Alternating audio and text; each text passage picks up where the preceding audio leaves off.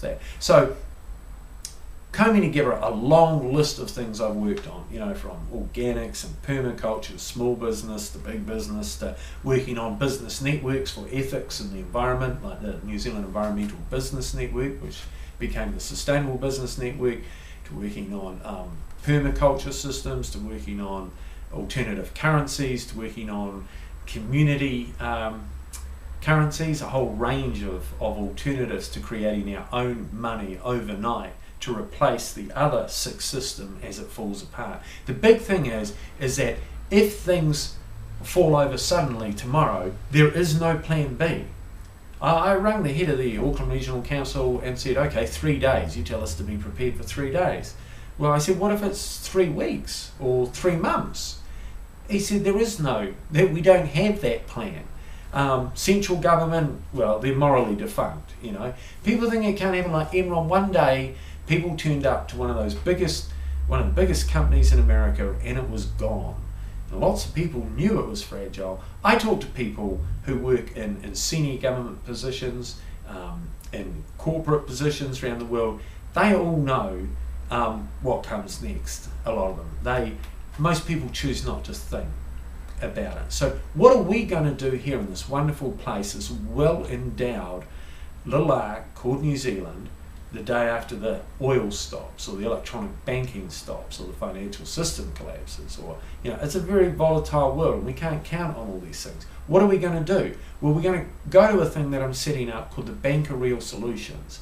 And this is an online two-way interactive database of all the best leading solutions on subject like, you know, home food production, you know, farmers markets, community currencies, housing. How do you do, you know, provide low overhead housing? How do you do infill housing as families come back and extended families come back to live with each other in times of economic hardship? What are the models for cooperatives? What are the models for creating good, ethical, working, sustainable, strong company structures that will see through these times? How do farmers communicate with urban people? What are the systems of transport we're going to need? Everything from bicycles to bicycle trailers to alcohol fuel production to electric vehicles to really sophisticated public transport systems so that we can use, you know, fuel and money wisely. We're coming into a time where we won't have to convince people about the preciousness of resources or the importance of connected communities. And that's a big thing, is how do we, information on community development, reconnecting people. People enjoy reconnecting, but we've lost a lot of those threads in many places. We've become divided, so we can be ruled, but divided out of a fear or selfishness or just, you know, our own survival or self-focus. There are fabulous models up and down this country how people have got communities to re-engage, you know, among just a street, in a whole neighbourhood, across a town.